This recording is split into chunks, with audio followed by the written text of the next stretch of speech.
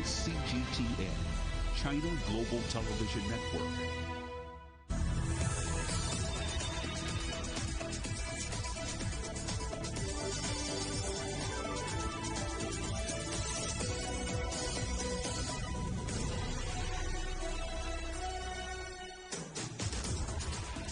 Hello and welcome to Global Business Europe, live from CGTN in London. I'm Jamie Owen. And I'm Juliet Mann. Our top stories.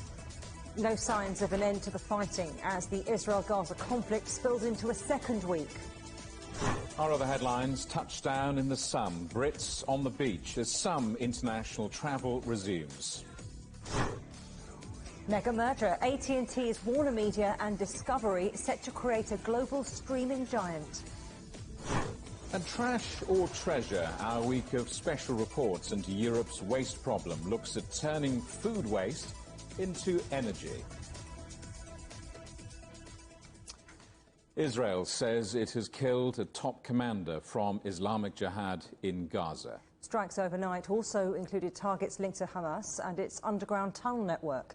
Both groups in Gaza have also kept up their rocket attacks on Israeli cities despite mounting international calls for a ceasefire. The Israeli Prime Minister says airstrikes and shelling will continue. At least 201 people have died in the territory and 10 in Israel. Meanwhile, Egypt has opened its Rafah border crossing with Gaza for people needing medical treatment. Let's talk to our correspondent Stephanie Freed in southern Israel. And Stephanie, there are growing rumours that a ceasefire may be nearing. What can you tell us? Rumors, but at the moment, that's all we know. And the rumors are increasing. On the other hand, we're hearing from Israel's government that the U.S. Is supportive, that the Netherlands are supportive of the ongoing, not necessarily campaign of Israel's right, quote unquote, to defend itself, as well Angela Merkel in Germany. This is what we're hearing from Israel's prime minister.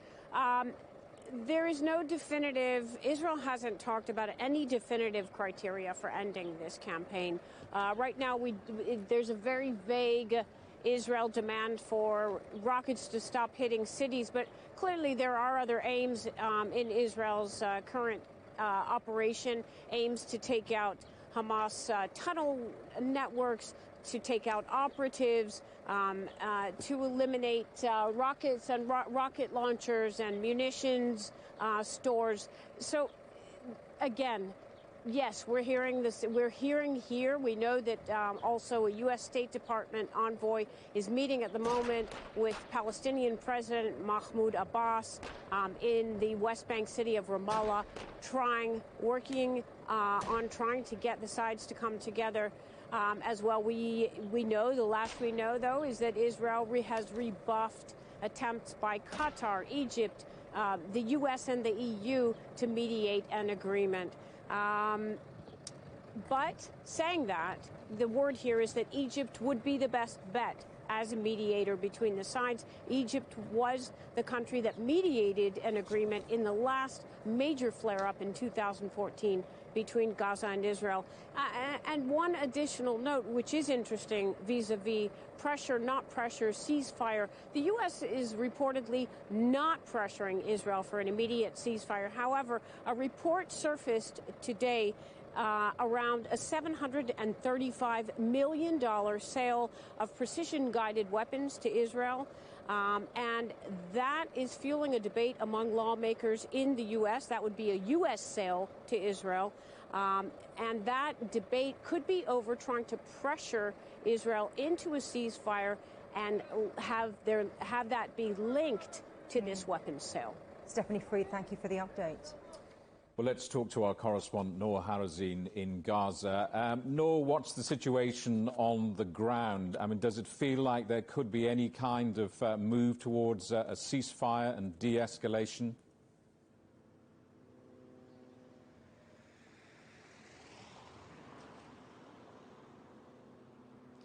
Well, the people, the residents here in Gaza are hoping to witness a ceasefire. However, the situation on the ground here in Gaza looks like it is getting from bad to worse. We can clearly hear the Israeli warplanes hovering over the Gaza Strip. Several Israeli airstrikes were carried on the last hour, targeting buildings and farms and streets in Beit Hanun, in eastern Gaza, and southern Gaza, and in central Gaza City. Just a few hours ago, an Israeli air raid targeted a building in central Gaza City in one of the most densely populated areas in Al-Wahda Street, killing two people, a man and an 11-year-old a child. And every minute the number of casualties is going up. Today during a press conference for the Palestinian Health Ministry inside Al-Shifa Hospital, inside the Shifa compound, the doctors said that the Gaza Strip is currently going through a humanitarian crisis, especially in the hospitals, not only running out of medicine and the lack of medical supplies, but also the hospitals are running out of fuel that is very important to generate the... For those who are not familiar with the region, Noor, sorry, we're Gaza, struggling with the line. Noor, for those who are not familiar with the region, can you explain the significance of the opening of the Rafah crossing? How will that change the situation?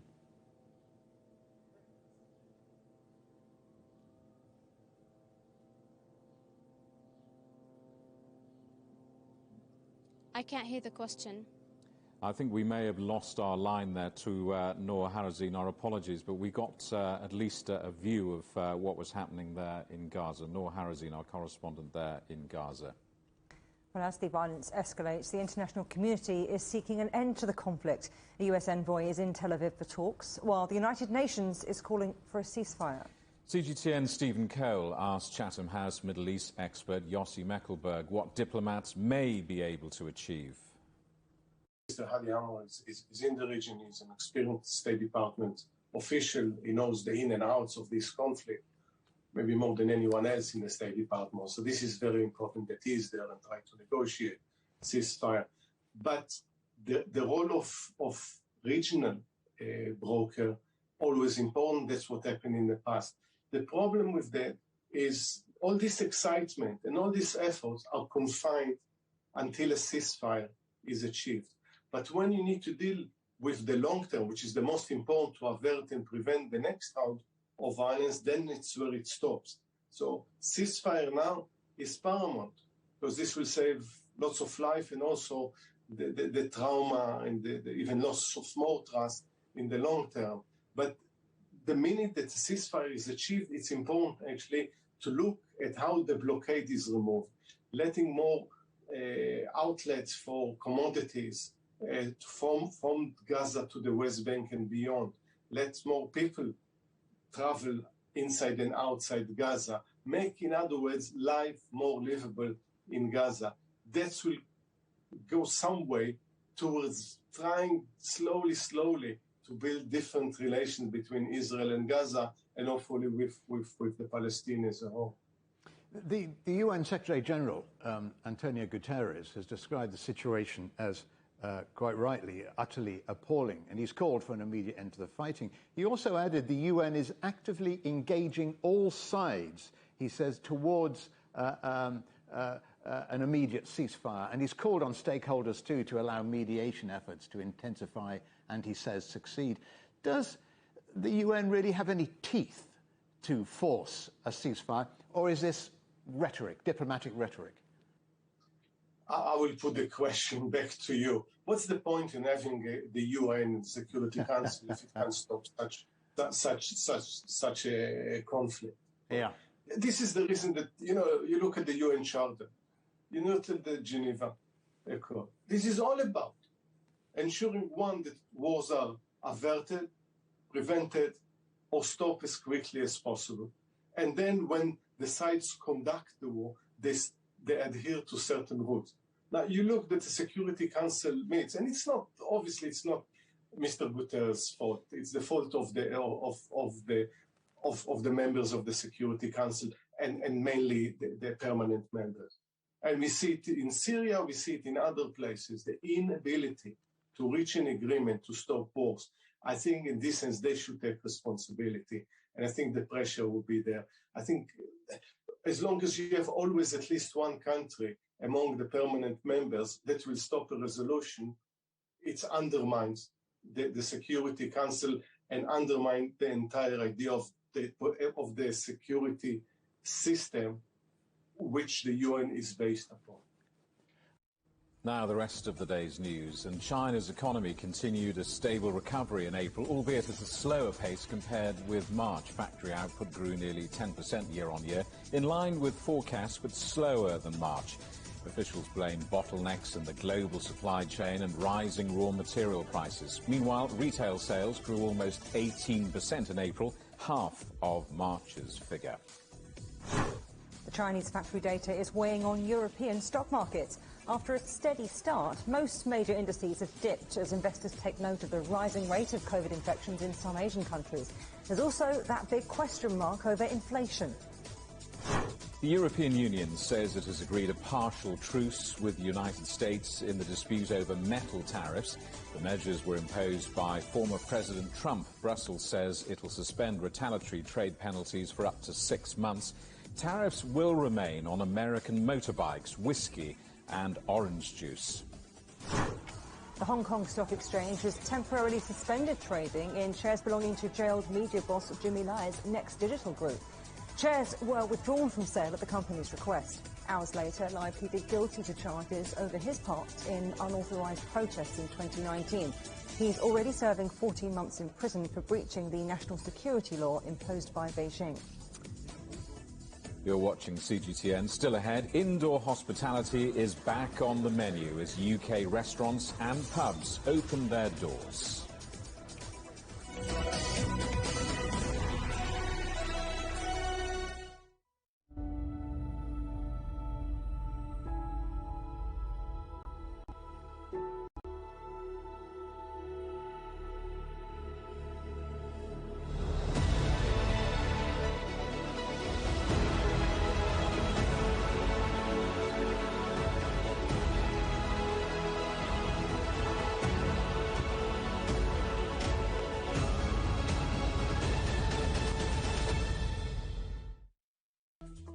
Search CGTN Europe wherever you get your podcasts to subscribe to The Agenda podcast. The Agenda with me, Stephen Cole, always gets to the heart of the story.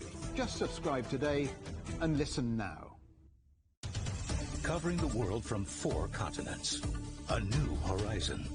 Teams in Beijing, Washington, D.C., Nairobi, and London.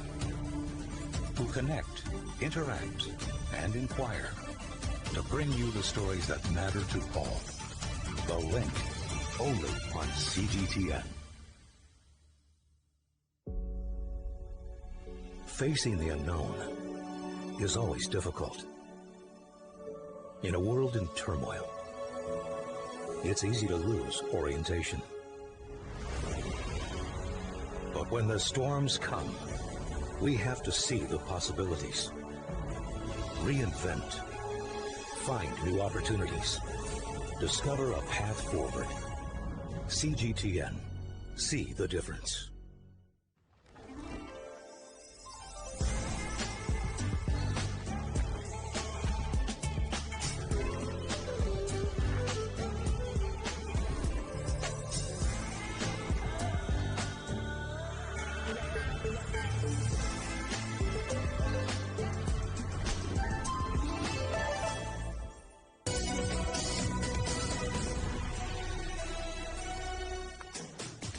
Welcome back to Global Business Europe. And remember, CGTN is available for free on all the major digital platforms, on Smart TV or online on Roku, Apple TV, Amazon Fire and Android TV.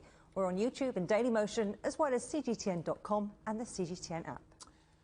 Hugging loved ones, eating inside at restaurants and big gatherings. From today, millions in the UK are enjoying more freedoms as the government cautiously eases lockdown despite concerns about some COVID variants spreading. CGTN's Nicole Johnson reports. It's been a long 5 months for the owners of this London Indian restaurant while they wait for the government to let them reopen again. Really excited to open and a bit nervous as well. This is a new restaurant. It was due to open in December last year, the same day the second lockdown was imposed. Now they hope that in a few hours, customers will be back. I think from last 1 year, everyone is quite worried, myself as well. So at this time, try to stay cool and take whatever comes in front and, work hard and make sure that follow all the guidelines. After 4 months, life is starting to come back to London's Soho district. But many people are still choosing to eat and drink outdoors. And even inside, there are restrictions. You can only meet up to 6 people and from 2 households. The hospitality industry has lost over $110 billion over the last year, and more than 8,500 hospitality businesses have closed. Now there's a wild card about the variant first identified in India. It's spreading across the UK, and the government says it could delay the next phase of reopening in June. Museums, theatres and cinemas are also reopening, and hotels and holiday accommodation. Outdoor gatherings are allowed, but they're limited to 30 people. England has been locked down 3 times since the pandemic started. Everyone hopes this is the last, especially those in the restaurant trade. Nicole Johnston, CGTN, London. Meanwhile, thousands of Britons headed to the airport today for foreign holidays, with travellers able to visit 12 so-called green list countries without quarantining on their return. It's offering some hope to the beleaguered tourism sector. CGTN's Norwegia Barkil is at Heathrow Airport.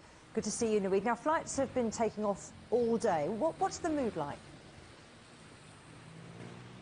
Yeah, lots of excitement amongst travellers here, Juliet. As I talk to you, I'm actually holding my umbrella because in the past hour, the weather here has gone from scintillating sunshine to horrible hail. That's possibly one of the reasons why many people are looking to get away and go to warmer climes. Thousands have done just that today. The number's still in the low thousands. Here at Heathrow Airport, the busiest in the UK, 11,000 passengers expected to travel today on Monday, the first day that foreign holidays are allowed. If you look at pre-pandemic levels, on average, that would have been about 120,000. So we're still talking about just a fraction, almost a tenth of the actual numbers. And it's a similar picture for the airlines as well. British Airways chief executive said that about 79 flights will take off today compared to about 800 before the pandemic. Now, the reason for that is there are only a narrow list of countries where people are allowed to fly, the so-called green list countries, and that's 12 of them. The biggest one is Portugal, and then it includes some others like Australia and New Zealand, who won't allow British holidaymakers into the country at the moment, and then a few others like Iceland as well.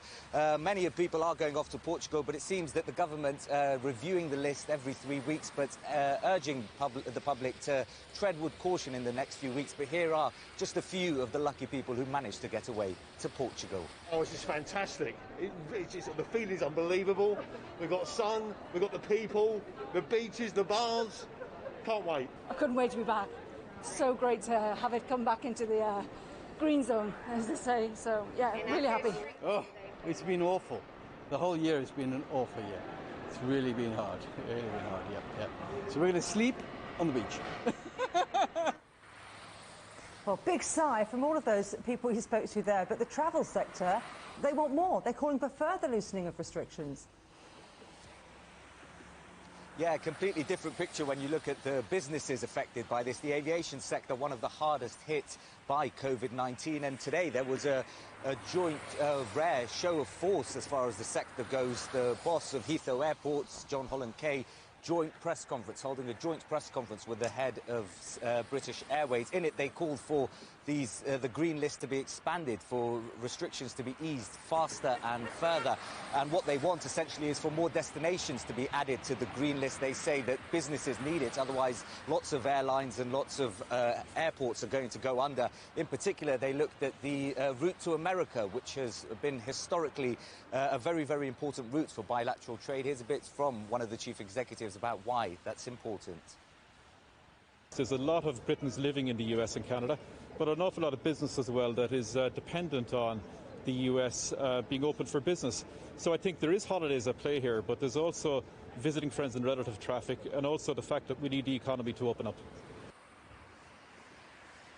Now, what the businesses are calling for is for more destinations to be added to that green list, which doesn't require a quarantine when you come back to the UK. But what the government is saying is, at the moment, it's all about caution. Prime Minister Boris Johnson saying that no other destinations were currently going to be added. The lists will be reviewed every 3 weeks. But for the businesses and for the aviation sector, each day is costing them millions of dollars. Back to you.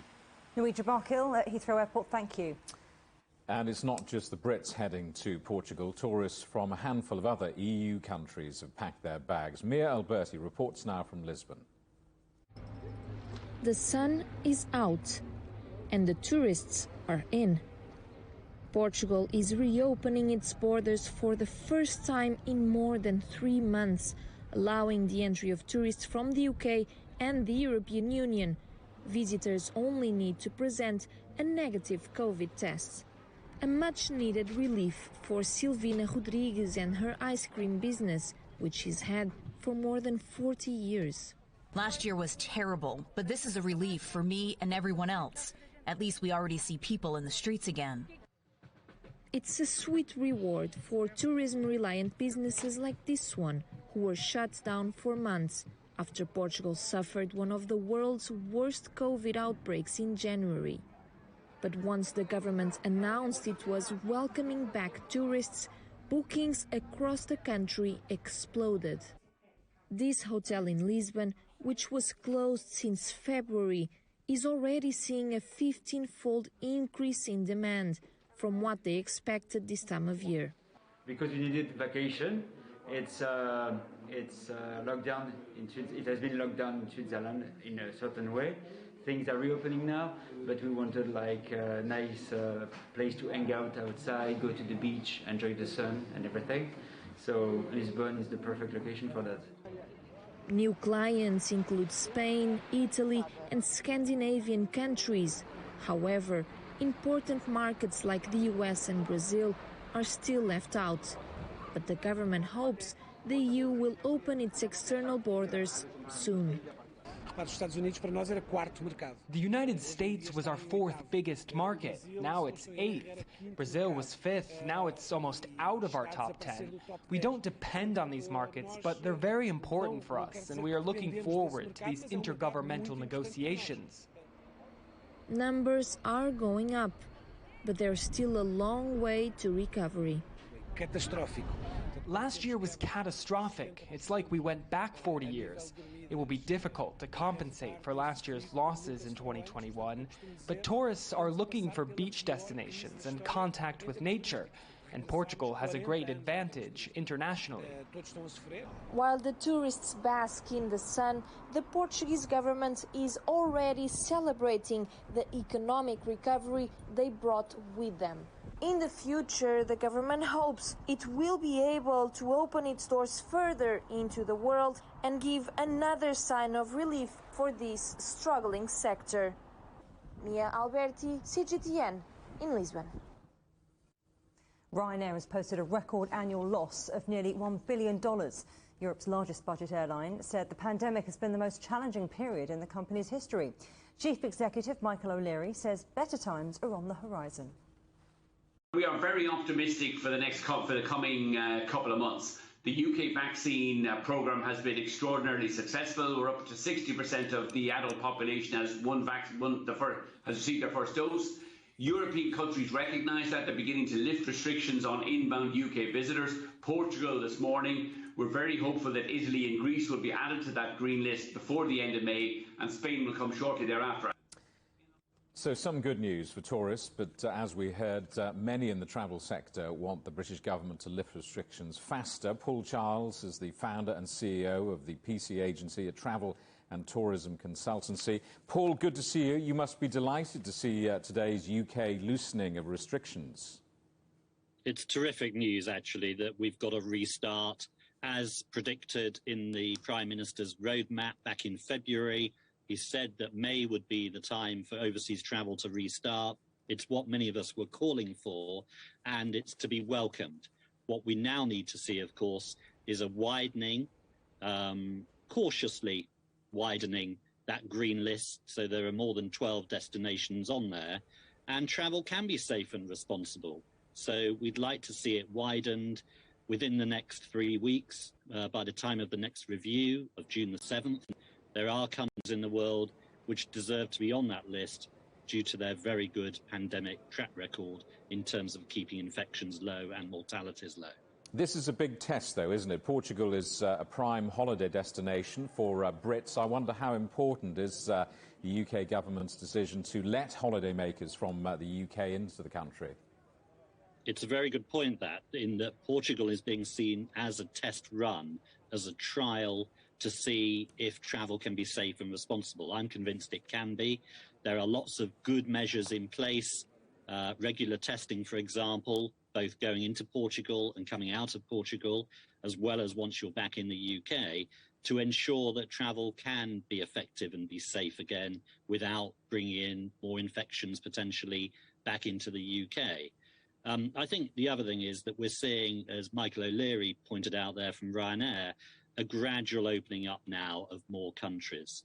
Confidence is beginning to increase, but there's still a lot of work to do to convince consumers who are not as confident. They are holding back in many cases, waiting for more destinations to go green, but also waiting to see if the summer is going to be as clear as they expect. Well, let's talk about those other countries. Greece, Spain, France, Italy all remain on the so-called amber list, and the UK Health Secretary warning people not to go on holiday there. I mean, that must be an enormous blow to those destinations and the operators. It's a huge blow to the travel sector to hear the government not being as confident as perhaps they were a few days ago. But the key thing is not illegal to travel from today from the UK. You can actually go anywhere as long as that country, of course, will have you. And many of them have their own restrictions in place. But what we're starting to see is countries across Europe allow their citizens to travel, especially if they've been fully jabbed. And really the same should be happening from the UK. As you mentioned earlier, over 35% of the UK population have now received 2 jabs. They're fully dosed. Some 60% have had 1 dose. So we have a very high vaccine rollout and successful rollout in the UK. And really, those are safe people to be travelling. So many countries need tourists to come in to help their economies, and we should be enabling more fully jabbed citizens to travel. Quick thought on Ryanair and those record losses. I wonder how battered are global airlines, and can we say the worst is now behind them? Well, many airlines are fighting for survival still. They're certainly not making profits. I hope the worst is behind them. Certainly they're planning to fly more planes this summer than they did last summer. But that, of course, is dependent on no new variants emerging, which could frustrate the rollout of more travel and tourism. I think the worst is behind them, but you're still going to see more consolidation in the sector in due course, and you're still sadly going to see fewer new entrants coming into the sector. Paul Charles, good to speak to you. Thank you very much indeed for coming on the programme. During the third wave of the pandemic, the Czech Republic had the world's highest number of daily deaths per capita. A few months after tough restrictions were imposed, the country is returning to a kind of COVID normal. Penelope Leosh reports. After COVID infections began to drop in April, the Czech Republic has started to slowly ease restrictions. Monday's adjustments are the greatest so far since shops began to reopen 2 weeks ago. Restaurants can now serve people outdoors with up to 4 guests per table. However, people need to be able to show proof of vaccination, of recovering from COVID or a negative test. It will be up to individuals to provide this proof if restaurants are inspected, rather than businesses checking the customers themselves. Gyms and dance studios have also been allowed to open their doors. Vaccines and negative tests will be required there as well. All primary school students across the Czech Republic can also return to their classrooms, and outdoor cultural events can be held with up to 700 people. Importantly, those in Czech hospitals will be allowed to have visitors again. Across the region, slowly infections are decreasing, restrictions are easing and the number of vaccinations are climbing.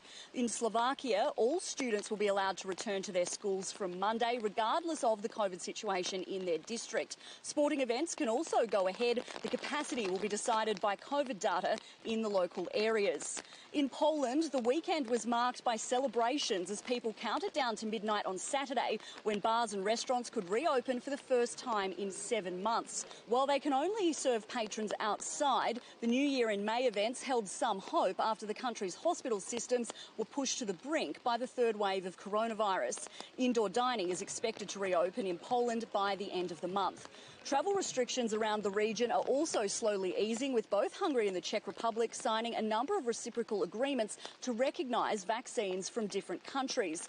Tourists from Central Europe were also some of the first off the planes in Greece over the weekend, marking the start of the summer holiday season after the country agreed to recognise a number of different COVID vaccines. Penelope Leash, CGTN.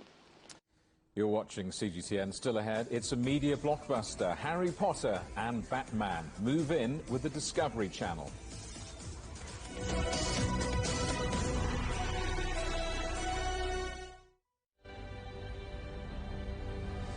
More than 100,000 people in Italy have now died from COVID-19. The vaccination programme offers some hope for the future, but intensive care units are near capacity. The Spanish government is hoping to vaccinate over 1 million people by next month. Living in Germany are struggling with their mental health. Hungary is supplementing the EU's vaccine rollout, buying doses from Russia and China to speed up the process. 4 million people have tested positive in France. After a grim winter, the promise of a spring bloom that could mean freedom for millions.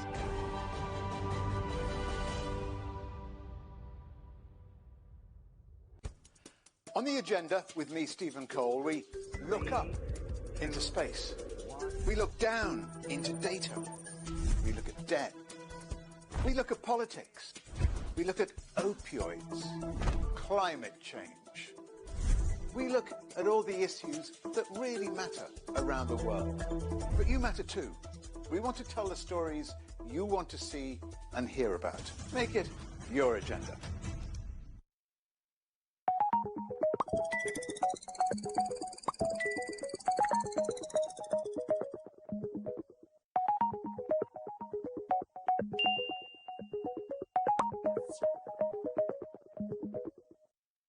Roger, you loud and clear. We can try out the wild and crazy idea. Nothing can stop an idea whose time is coming. This idea is coming. I actually feel quite comfortable in isolation. We should all be very basic when we try to save the world.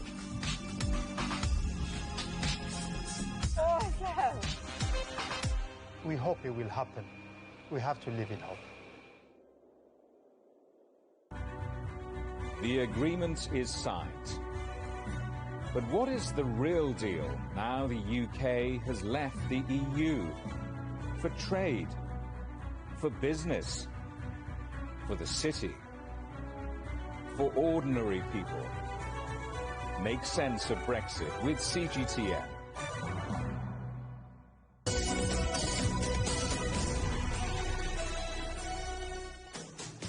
Welcome back to Global Business Europe with Jamie Owen and Juliet Mann. Our top stories. No signs of an end to the fighting as the Israel-Gaza conflict spills into a second week. And touchdown in the sun. Brits on the beach as some international travel resumes. Well, another blockbuster media merger is on the cards on Wall Street. Harry Potter and Batman move under the same roof as the Discovery Channel. We'll be reporting on that a little later in the show, and we'll be bringing you our correspondent John Terrett, who's just finding out more information about that. So we'll come back to that in just a few moments. The French President Emmanuel Macron welcomed his Sudanese counterpart to Paris for a summit aimed at helping the aspiring democracy. The French government has pledged a $1.5 billion loan to Sudan to help it pay off its massive foreign debt. Sudan has spent years under authoritarian rule. In an historic vote, Chileans have elected a largely independent parliament with 90% of the votes counted. It seems mainstream parties have been widely sidelined, with the new lawmakers now responsible for rewriting a dictatorship-era constitution. Sebastián Pinera, the president, said the outcome showed his government was not listening to voters. The US Secretary of State, Antony Blinken, is in Copenhagen. It's the first stop on a tour of Nordic countries, which will also see him visit Greenland and Iceland. Earlier, he met the Danish monarch. In Iceland, he'll attend an Arctic Council meeting and hold his first face-to-face talks with Russian Foreign Minister Sergei Lavrov. The first rain and wind of an impending cyclone have battered the Indian city of Mumbai. Storm surges have killed at least 16 people and left a trail of destruction along India's southwest coast. Winds of up to 175 kilometers an hour are expected when it makes landfall later. A train hauling hazardous materials has derailed in the US state of Iowa. 80 people were forced to leave their homes in the nearby town of Sibley. Drone footage shows train carriages strewn along the track, with some on fire. The freight train was mainly carrying ammonia and fertilizer. The World Health Organization is calling on Pfizer and Moderna to bring forward their COVAX commitments as the international vaccine sharing group runs desperately short of jabs. The WHO is warning that vaccine apartheid is developing around the world, with a lack of dose sharing becoming the biggest obstacle to immunization. The European Union is to back a plan to expand vaccine manufacturing in Africa. It's part of wider efforts to cut African countries' dependence on drug imports. EU contribution will likely involve direct aid, plus funding from the European Investment Bank. A travel bubble between Hong Kong and Singapore has been postponed for a second time after a spike in coronavirus in Singapore. It had been due to start on the 26th of May, allowing quarantine-free travel between the two financial hubs. The plan was originally planned for November last year, but was called off after Hong Kong saw a surge in cases. 7 weeks after a huge cargo ship blocked the Suez Canal for days, Egypt has announced new plans to expand the waterway.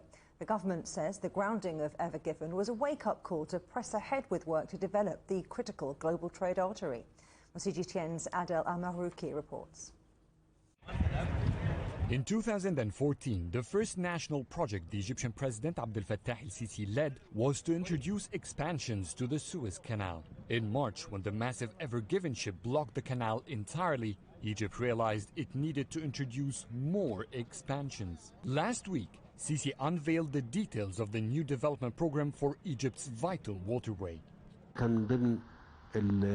This was part of the plan the Canal Authority made before, plans to redevelop the entire navigation waterway. It was planned for a later stage. After the last incident, it's now time to proceed with these plans. The canal has the resources this time and can proceed to implement. The Suez Canal development is very special to President el-Sisi.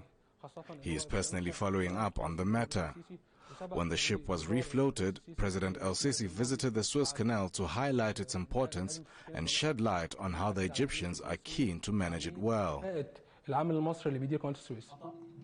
Egypt is planning to dig a new 10-kilometer-long waterway to stretch the double lane of the canal to 82 kilometers. The existing one-way channel will be widened by 40 meters and deepened to 72 feet, up from 66.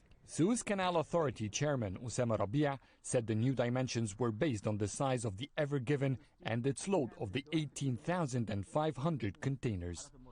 The grounding of the ship in March is the main reason behind the development plan. Most of the articles announced in that vision were issues that arose during the grounding. That's why we see a plan to deepen and widen the canal, although there will be a parallel channel. That's to make sure that no ship will get us stuck. An estimated 5 million cubic meters needs to be dredged in this massive expansion plan. The government didn't announce a budget yet. Back in 2014, Egypt signed contracts with 6 international firms to carry out the dredging in 1 year. President Sisi says the new project will have a more relaxed time frame. Egyptian President Abdel Fattah al-Sisi wants these new Suez Canal waterway expansions to be finished within 2 years. To avoid the nation's bleeding of foreign currency in executing this project, Egypt will avoid as much as possible relying on foreign companies in this new canal development plan. Adel Mahroui, CGTN, Cairo. Now let's take you back to that blockbuster story, the mega merger on the cards in Wall Street. Harry Potter, Batman moving under the same roof as Discovery Channel. Let's try and return to New York and our financial wizard, John Terrace. John, Harry Potter, Batman, Discovery and John Terrace was an extraordinary lineup. What's behind this deal? I know. Talk about value for money. My goodness me. Listen, I want you to remember two names for me, okay? We'll come back to this in just a second. Remember for me the name Ma Bell and her baby bells, okay? I know it seems a bit weird, but it's very, very important to the story because this is AT&T, which trades here under the ticker symbol T, and it stands for the American Telephone and Telegraph Company, and basically this is all about streaming. What's going to happen here is they want to take on Netflix and the very successful Disney+. Now, it will bring together HBO Max, part of Time Warner, something called CNN, which you may have heard of. I don't know. I don't know much about them myself. Also, the Food Network and HDTV, which stands for Home and Garden Television, one of my favorites. And, of course, the very successful Discovery Plus streaming service as well. It all comes together under one roof. And I think what's going to happen is that Discovery is going to run this new thing, and AT&T will hang on to about 27% of the new company. They're getting about $40 billion for their trouble. What's interesting is that we all thought that AT&T was going to set up a vertical company, which they have all their properties, top to bottom. And then if they wanted to bolt something on, they would just bolt it on at the appropriate point in the future. And they've decided now definitely not to do that. That's absolutely not happening.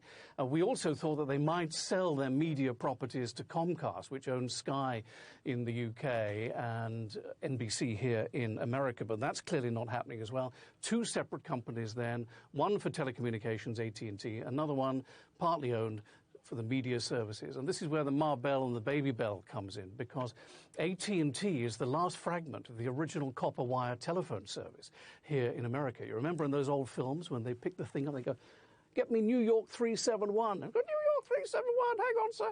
Well, that was AT&T, or Ma Bell, as she was known, the big telephone company here. And there were baby bells all over the country, regional bells. And in the 80s, they threw it all up in the air. They privatized everything and created AT&T and Verizon and other names that we have today. But the point about this is that this is the original copper wire telephone company, and they still have a big copper wire division. Jamie and Juliet? John, people in the gallery here are asking, what sort of telephone is that? They all got mobiles. We're too old. Anyway, what happens to AT&T now? I know. I know. This happens to me every day here, and it deeply shocks me, I can tell you.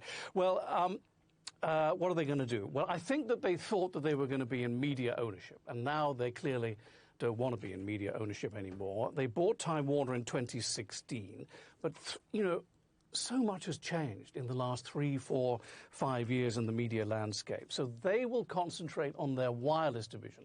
I was telling you about the copper wire division, but the wireless division, of course, is key today. They're also going to concentrate on paying down their debt. They have rather a lot of it. And what's interesting is that Verizon, which is the biggest wireless company here in America, they have the greatest coverage, in my view, all over the country. They set out to do that quite deliberately in the late 1990s, and they've achieved it. They've just done the same thing. They've just junked their media assets as well. So out of the window went AOL and Yahoo for about $5 billion. And what's interesting, and this speaks to the changing media landscape in the last 20 years, in year 2000, I remember covering very clearly, AOL took over Time Warner for $350 billion. And now AOL and Yahoo have just been sold for a mere $5 billion. It just speaks to how quickly the media landscape has been changing and is changing. AT&T shares at the moment are up 1% here, and the Discovery Channel shares are down by about 3%. Jamie and Juliet. John, good to see you. Thanks very much for that. John Terrett there in New York. Australia is experiencing a worker shortage, especially in sectors that rely on temporary and skilled migrants. The country has closed its borders to help stop coronavirus, or at least try to, but that's highlighted just how much the country's economy relies on immigration. CGTN's Greg Navarro reports. Demand for veterinary services in Australia has risen sharply during the pandemic. That's due in part to the explosion of pet adoptions during that time. Meeting that demand inside the University of Sydney's veterinary teaching hospital has become increasingly challenging. We've known we've had veterinary shortages previously, but this is the first time we've really seen significant nurse shortages, particularly in the specialty and emergency area. That's because the once reliable flow of skilled veterinary nurses coming to Australia on temporary visas has dried up since the country closed its international borders last year to slow the spread of the virus. Australia prides itself on being a migration nation. It takes in more migrants than most countries and has come to rely on that steady flow of people. The economic impact of immigration and at the moment the absence of that inflow has been very evident in the last 12 months in the Australian economy. That's especially true for Australia's universities, which attract more international students than any other country. The billions of dollars they helped to bring in each year before the pandemic was so important that many institutions have built their business models around that income. The agricultural industry relies heavily on people on holiday visas for seasonal work. So do the hospitality and tourism industries. And those sectors that have come to rely on skilled, temporary and permanent migrants are also feeling the impacts from closed international borders. Well, the real consequences is just workload and staffing to be able to cope with the demand that's there. The interesting thing is that other countries haven't closed their borders as tightly to the international flow of migrants, whether they be students or sort of temporary or permanent migrants. And that means that Australia is maybe losing a bit of competitive advantages. Australia's government has suggested the country's international borders will likely remain closed until at least the middle of next year. Rag Navarro, CGTN, Sydney. You're watching CGTN. Still ahead. Working 9 to 5 plus overtime. The long hours that are literally killing us.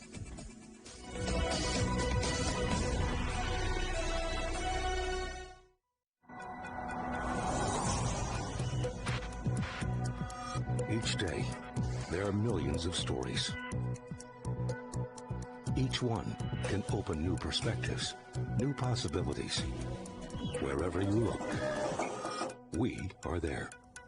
To see, discover, explore. We put the pieces together to find what really matters to you, all around the world, all around the clock. Our reporters are at home across the globe. From our headquarters in Beijing and production centers in Washington, Nairobi, and London, China Global Television Network. Stories from across the globe, reaching people across the globe. CGTN. See the difference.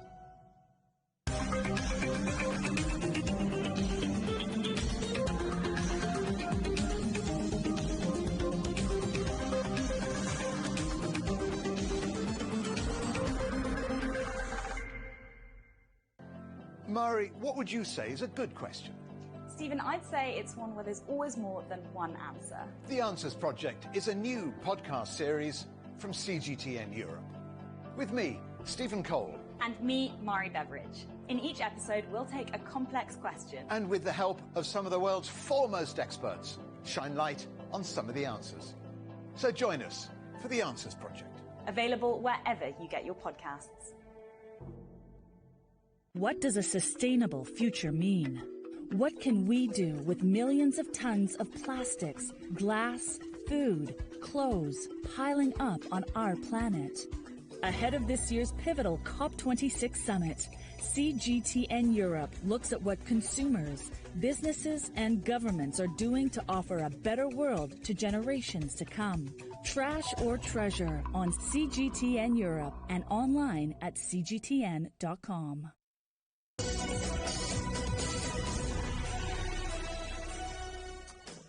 Hello, welcome back to Global Business Europe.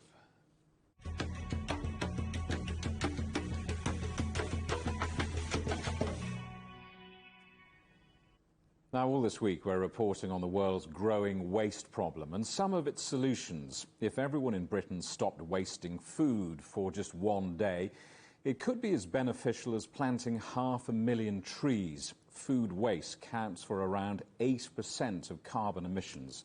Jemima Walker visited an anaerobic digestion plant in Cheltenham in the UK, which turns waste into energy. The saying goes, one man's trash is another man's treasure. And that's certainly true here. By sending food waste to anaerobic digestion, you're preventing it going into a landfill site. So in a landfill site, the food will break down and the gas will be released to atmosphere. We're sending it here, we capture the gas and turn it into energy that people can use. Here, 34,000 tonnes of food waste a year gets collected from local schools, businesses and homes. It's then depackaged in the food waste reception hall, which is a lot less smelly than it looks. It then gets heated up to make sure diseases are killed. What kind of things are you protecting against? Potentially harmful pathogens and bacteria such as E. coli or Salmonella. The waste sits for 55 days and then gas is taken off the top. So it really is just like a huge stomach in many ways. In many ways, exactly. You've got to give it the right diet. If you give it too much salty things, that can harm the bacteria.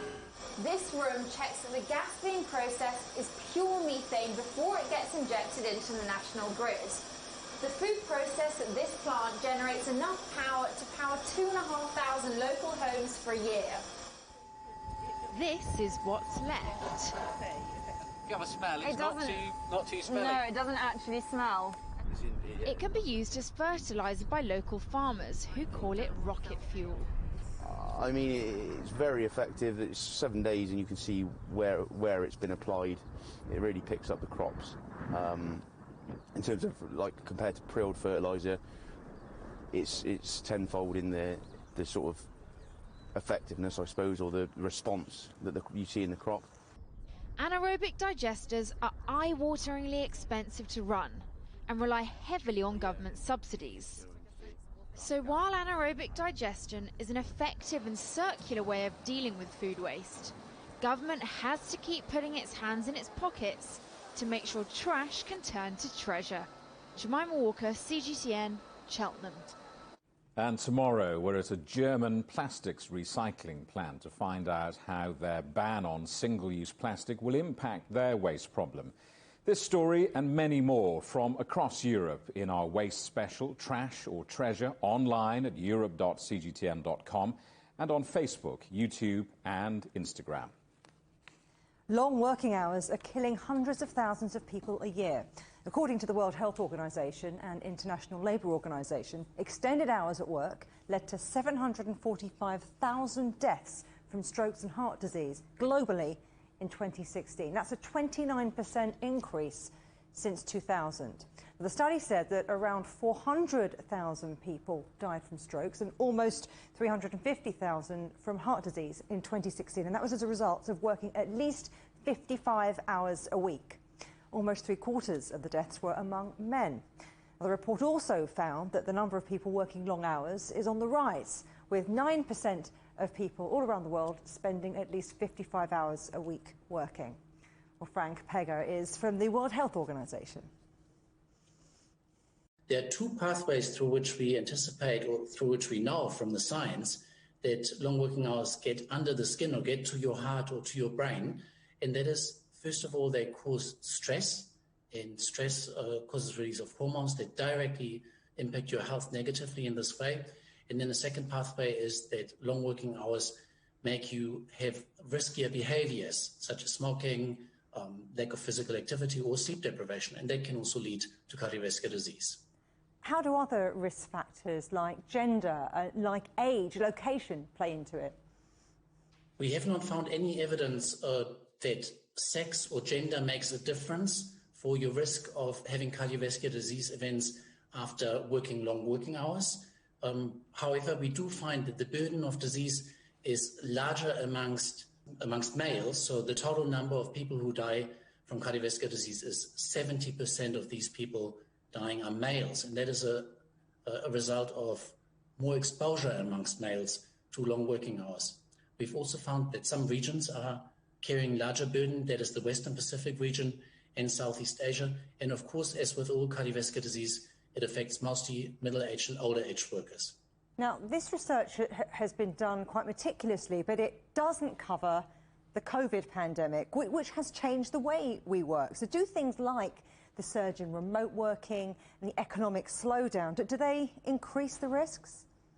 We all know what it's been like to be in lockdown, right? So we've been working from home, we've been teleworking, and you might have seen that the Director General of the World Health Organization has linked teleworking and working from home and national lockdowns to some degree to a blurring of what is work time and what is personal time and rest time at home.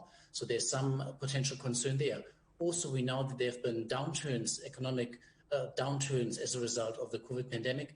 And we do have some evidence that suggests that national lockdowns may actually, ironically, increase the number of hours worked. So a study from the National Bureau of Economic Research in the United States estimated across several countries that it's a 10% increase in working time. What we have to do now is we have to rebuild better. We have to make sure that we don't increase number of working hours as a result of the pandemic, but that we keep to healthy working hours. And this will also keep workers more productive. We know that there are productivity gains. You talk about productivity gains. So what are the next steps? What would you like to see governments do about this? The next steps are regulation. And many countries and regions have already implemented the types of laws and policies that we need to see. We need to see limits on working hours established, implemented, monitored, and enforced where necessary. There are many positive examples, but one positive example I want to highlight is the European Working Hours Directive, which limits hours of work per week to 48. A second intervention can be to rearrange working time. So we must work smarter, not longer, right? So we can rearrange our time and also make sure we can have shift work, we can have flexi time arrangements. Vladislav Ivanov, better known as Lelouch, is one of the hottest stars of the Chinese internet. The Russian model's bored and sulky style is loved by his fans. But his rise to fame has followed a rather unlikely path. CGTN's Xu Sichen reports. His real name is Vladislav Ivanov, better known as Lelouch, a stage name inspired by his favorite anime character. His rapid rise to fame came after he joined one of China's hit talent shows to find the country's next boy band. He later found out that being a pop idol does not work for him, and he never hid this. His honesty won many people over, and he even broke into the final round.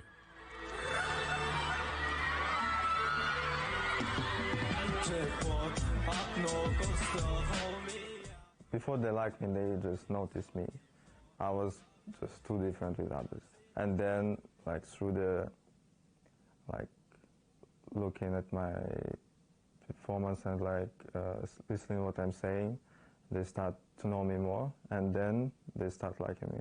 Can you recall the first experience, when you really see your fans shouting your name and really supporting you? How do you feel about that? That time, I did not understand why is that. So I was confused. I was afraid. But I never wanted to be famous because it's not that comfortable to be on the spot. It has good side and bad side. I always understood that. Lelouch's name is trending in China almost every day. Memes, funny clips of his popping out everywhere. How often do you check what fans are saying about you? I mean, pretty much every day, because there's so many funny memes. So, I mean, my fans, they're very humorous, and I like they do some funny pictures and some funny videos. So sometimes I'm okay with that, and if they find it funny and it's make them more happy, why not? Despite his instant fame and huge following, it's still easy to spot a Lelouch casually strolling through some of China's most popular places. And every time he takes a walk, he's trending on Chinese social media. First, I like those places. I like walking. And also I feel safe in China. I don't announce where I go.